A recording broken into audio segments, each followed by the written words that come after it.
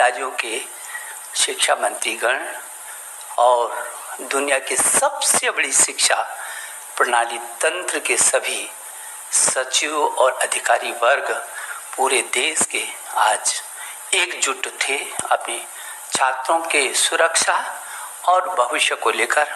मुझे सबसे पहले तो इन सब का धन्यवाद देना है जो सारे शिक्षा व्यवस्था के लिए छात्रों की सुरक्षा और छात्रों के भविष्य की चिंता की दृष्टि से केंद्र के साथ एकजुट होकर के और आज खड़े दिखाई दिए हैं।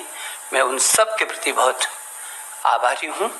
बहुत सार्थक चर्चा आज रही है, बहुत सार्थक चर्चा रही है। बहुत महत्वपूर्ण सुझाव सभी राज्यों से आए हैं और पिछले वर्ष भी राज्यों ने आज एकजुट होकर के इस कोरोना काल के महासंकट में बहुत अच्छे तरीके से प्रदर्शन किया था। और आज भी मेरे प्रिय छात्र छात्रों, आप जानते हैं पूरी दुनिया इस कोरोना के महासंकट से जूझ रही है और हम अछूते नहीं हैं।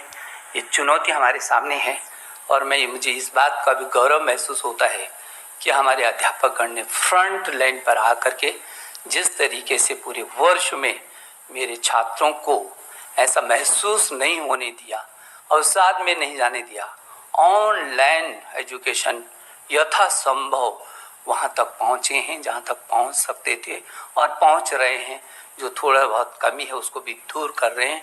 शायद ये दुनिया का पहला ऐसा उदाहरण होगा जब 25-30 करोड़ छात्रों को ऑनलाइन पर।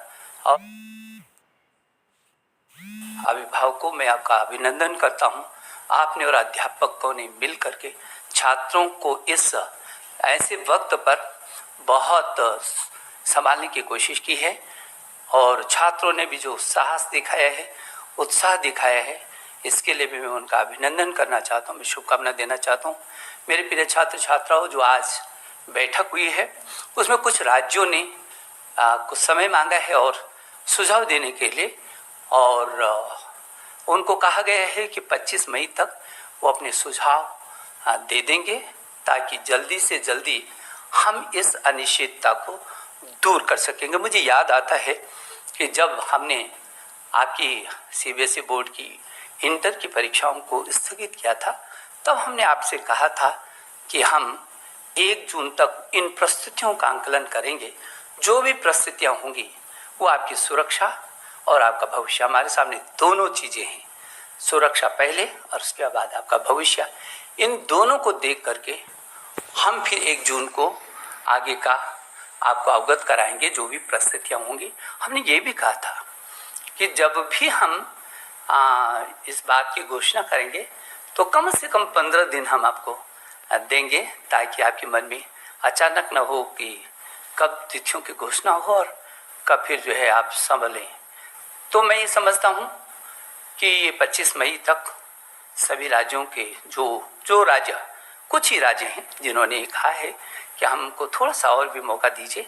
हालांकि उनका भी सकारात्मक रूप था, लेकिन और क्या क्या सुझाव हो सकते हैं उनके लिए, वो 25 मई तक उन राज्यों के सुझाव भी आ जाएंगे। और मैंने कहा है, अपने अभिभावकों से भी कहा है, आपसे भी कहा है, अध्यापकगण से भी कहा है, यदि आपके भी कोई सुझाव होंगे तो मेरे ट्विटर पर आप अपने सीधे सीधे सुझाव भेज सकते हैं।